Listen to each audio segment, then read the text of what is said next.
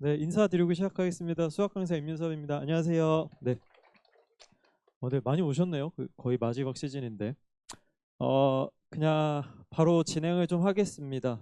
좀 사실 이제 내신을 저는 계속 하는 입장이니까 뭔가 제가 학생들 가르치면서 좀 아쉬운데라는 거 느낌으로 오늘은 좀 가볼 건데요.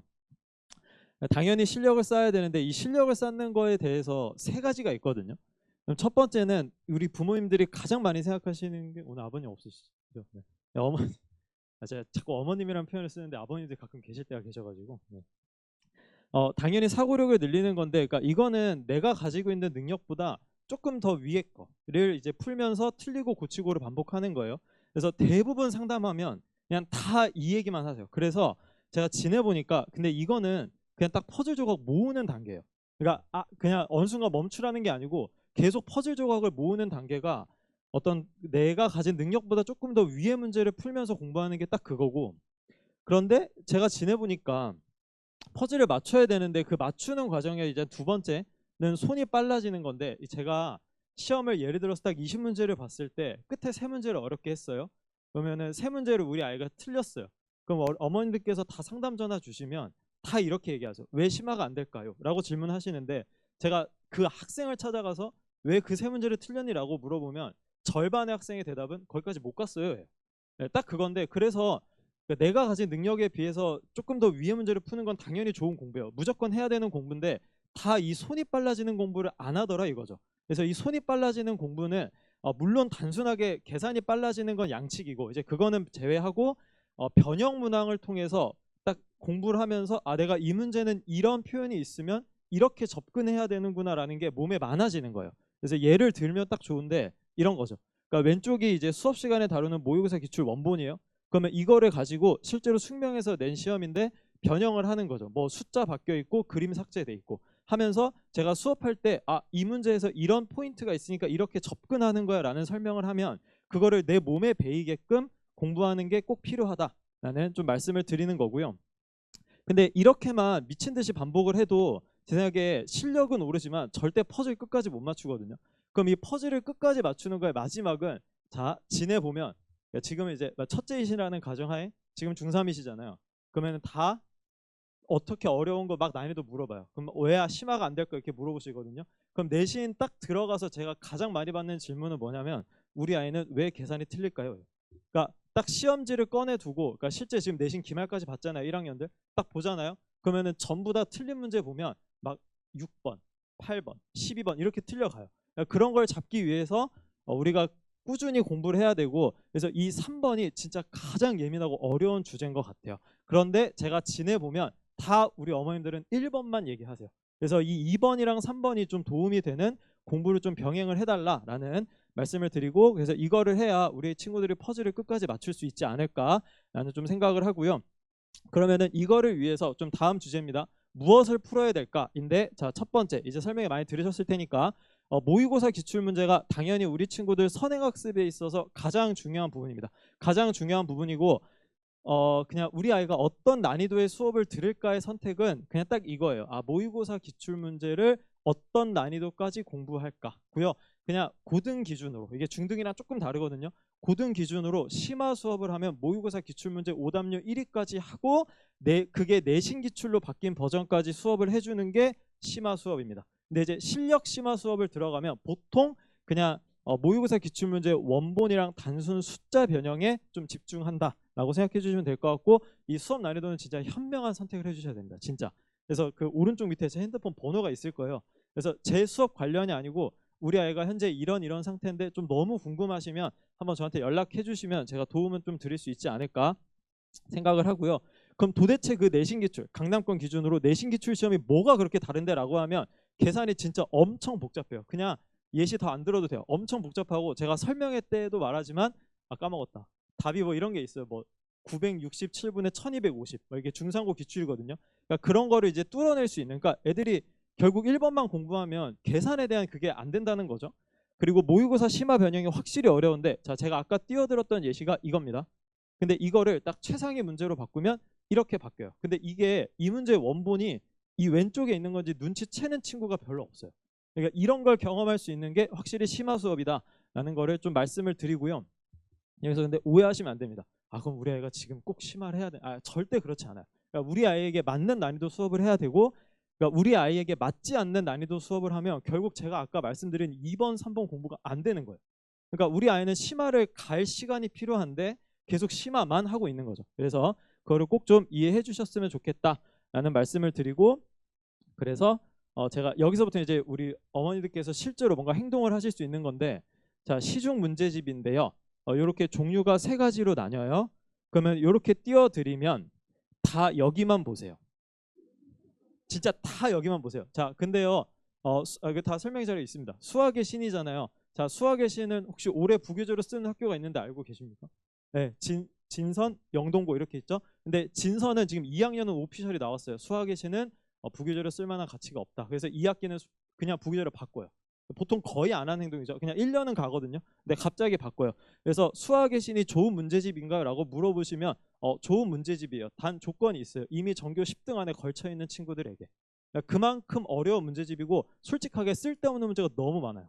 단 뭔가 강남권 내신 기출의 그 최상의 마지막 한 문제를 위한 갈증을 해소해 줄 수 있는 문제집은 수학의 신이 맞는데, 그거를 왜 지금 우리 중3이 해야 되는지 저는 아직 좀 의문이에요. 그래서 너무 심한 문제집에 하고 싶으시면 제발 여기 쳐다보지 마시고요. 자, 방학이죠. 아직 중3이죠. 무조건 유형을 해야 돼요. 왜냐하면 우리 부모님들께서 우리 친구가 듣기 좀 어려운 수업을 들어갈까요? 그냥 편하게 들을 수업을 들어갈까요? 좀 어려운 수업 다 들어가지 않으시겠어요? 그러면 일단 학원에서 주는 모의고사 기출 과제가 좀 어려워요. 그러니까 시중 문제집은 무조건, 진짜 아이러니하지만 내가 알고 있는 문제랑 모르는 문제의 비중이 7대3 또는 8대2가 가장 현명해요. 그러니까 편하게 풀려야 돼요. 편하게. 그래서 제가 근데 지내보니까 대치는 솔직히 이건 안 돼요. 사실 안 돼요. 아예 안 됩니다. 그러니까 대치 내신 뭐 1번부터 10번 맞추려고 우리 내신 보는 거 아니니까 마플은 좀 안 돼요. 안 되고 고쟁이를 하는 게 맞는데 꼭 상담을 하세요. 그러니까 풀기 싫다는 뜻이죠. 뭐 한 달 전에 했어요, 2달 전에 했어요 하면 제가 대안을 드릴게요. 이건 써가셔도 됩니다. 시험 직전 R이라는 문제집이 있는데 아마 인터넷 구매만 되는 걸로 알고 있기는 해요. 근데 지금은 모르겠어요. 2년 전에 인구만 됐었는데, 그래서 고쟁이 약간 상위 호환 버전이에요. 그래서 시험 직전 R 보셔도 되고, 뭔 소리야 하면 그냥 고쟁이 하시는 게 제일 좋지 않을까. 네, 저는 그렇게 생각을 하고, 내신 하이엔드도 좋긴 한데 이건 조금 어려워요. 그래서 이거는 진짜 내신에서 하셔도 괜찮거든요. 이 정도? 이게 그 시중 문제집은 꼭 하나씩 껴야 돼요. 껴야 되는데 이제 어떤 걸 낄까에 대한 고민이죠. 그래서 작년에 이제 딱 그 여름방학에 이 시즌에 개강했을 때 내신 하이엔드 들고 온 친구 있었거든요. 잘하는 친구. 근데 이제 저는 3단원 나오고 있는데 본인은 1단원 숙제를 하고 있죠. 끝나질 않으니까. 네, 그래서 그런 거에 대해서 좀 고려해 주셨으면 좋겠다라는 말씀을 드리고요. 그래서 시중 문제집의 목적은, 이게 좀 목적이 명확해야 되는데 목적이 두 가지인데, 첫 번째는 유형 정리예요. 왜냐하면 저라는 사람은 수업을 할 때 A라는 유형과 B라는 유형의 문제를 각각 하지 않고 A라는 유형과 B라는 유형의 합쳐진 문제를 가지고 A라는 유형이 있고 B라는 유형이 있음을 설명해야 되는 입장인데, 문제집은 그렇지 않죠. A라는 유형이 쭉 이렇게 있고 B라는 유형이 쭉 있고 이렇게 하는 겁니다. 네, 그 정도 말씀드리고, 그 다음에 기본적으로 손 빨라지는 양치기 하기 위한 게 시중 문제집이니까 내가 알고 있는 비중이 8이었으면 좋겠다가 사실 제 개인적인 생각입니다. 그 정도 이제 좀 도움 되셨으면 좋겠고요. 그래서 이제 제가 수업을 할 때 이제 고려하는 건 뭐 본교재 구성은 다 똑같아요. 다 똑같고, 미니 테스트 가끔 물어보시는데, 미니 테스트는 그냥 한 20분 정도 주고 보는 시험인데, 이상하게 학원에서 풀리면 다 많은데 시험만 가면 틀리는 문제들이랑 애들이 복습 잘하는지 확인하려는 목적의 문제고, 그거를 토대로 사실 제 주목적은 우리 부모님들과 상담. 그럼 딱 그냥 티 나거든요. 애가 실수가 많은지 복습이 잘 안 되고 있는지 그렇게 하고 있고, 그다음에 과제는 또 목적이 있죠. 유사문화. 그러니까 이게 숫자 변형으로 제가 숙제를 주거든요. 그러니까 반복 학습하세요. 손 빨라져야 돼요. 그다음에 시중은 저는 이제 고쟁이랑 시험 직전 R을 좀 합쳐서 줄 거거든요. 그래서 그렇게 하게 되면은 기본적으로 양치기, 유형 정리했으면 좋겠고, 우리 친구들이 가장 어쨌든 중요시해야 되는 건 맞죠. 사고력을 위한 틀린 문제 고치기로 구성돼 있다라는 말씀드리고요.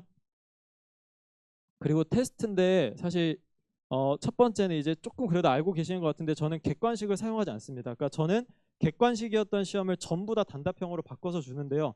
이유는 저는 그냥 포인트는 무조건 다 계산이에요. 그러니까 뭐 KMO 준비했다 등등 많거든요. 그러면 그 친구들이 뭘 자꾸 많이 하냐면 암산을 진짜 많이 해요. 근데 객관식이 있을 때 암산을 하면 내가 틀리면은 답이 없죠. 그럼 그냥 돌아가거든요. 근데 단답형은 그게 안 돼요. 그래서 단점은 명확해요. 상담이 진짜 많이 와요. 왜냐하면 15점 정도 떨어지거든요. 진짜 기가 막히게 떨어집니다. 그래서 제가 일부러 비교까지 해봤는데, 그래서 객관식 사용하지 않고 단답형으로 하면서 그냥 말도 안 되는 암산을 좀 제가 줄여보고 싶다라는 거고, 그다음에 두 번째는 스스로 고치게끔 합니다. 그래서 9시 40분 정도부터 제가 오늘 시험에 나왔던 문제들 중에 뭔가 어려운 문제들을 좀 설명을 해주고 학생들이 10시부터 직접 고치기 시작해요. 그리고 답지가 제공되지 않아요. 그래서 저한테 와서 채점을 받는 구조로 진행이 되고 있고, 제가 아까 어쨌든 퍼즐의 마지막은 무조건 계산이라고 했는데, 그 계산을 늘어가기 위한 과정에 제 생각에 가장 중요한 건 내가 스스로 끝까지 답을 내는 겁니다. 무조건.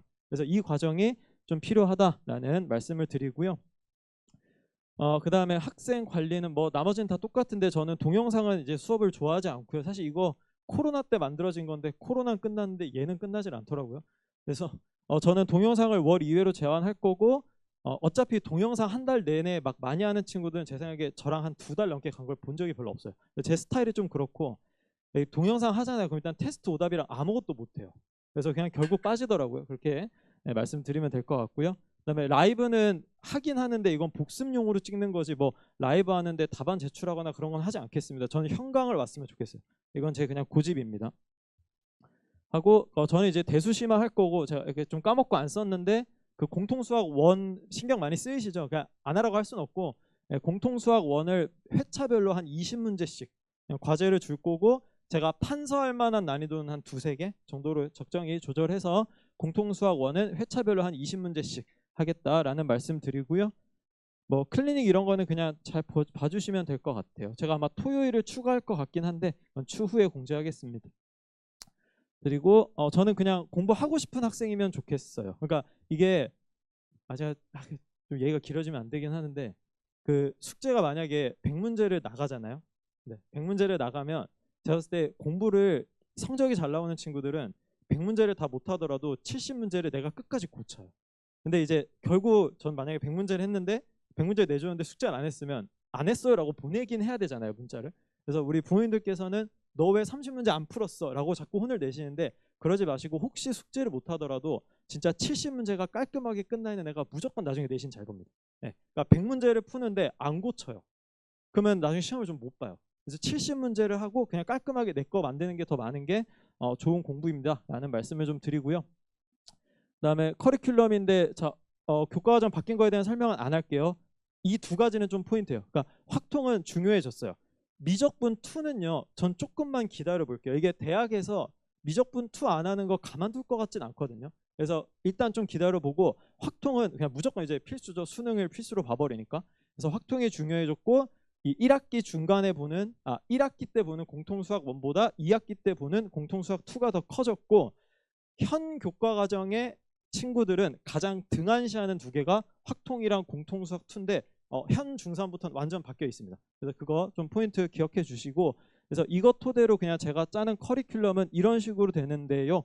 그래서 제가 저는 거짓말하는 타입이 아니라서 이게 11월, 12월이 가장 애매한 시즌이에요. 사실 여기요, 지금 저도 제 커리상 미적분 2 하는 게 맞거든요. 근데 여기서 미적분 2를 하면 확통을 2학년 올라가는 겨울방학까지 할 시간이 안 나와요.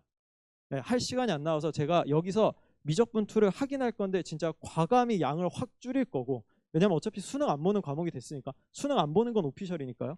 그래서 미적분 2는 좀 줄이고, 제가 여기서 확통을 좀 끼워들면서 어떻게든 회차를 좀 반영해서 확통을 좀 한번 하겠다라는 의견을 드리고, 공통수학 1, 2 겨울방학에 하면은 좋을 것 같습니다. 이 정도까지 하는데 제가 마지막 멘트를 좀 던지고 싶었는데 시간이 좀 없는데 그냥 짧게 하겠습니다.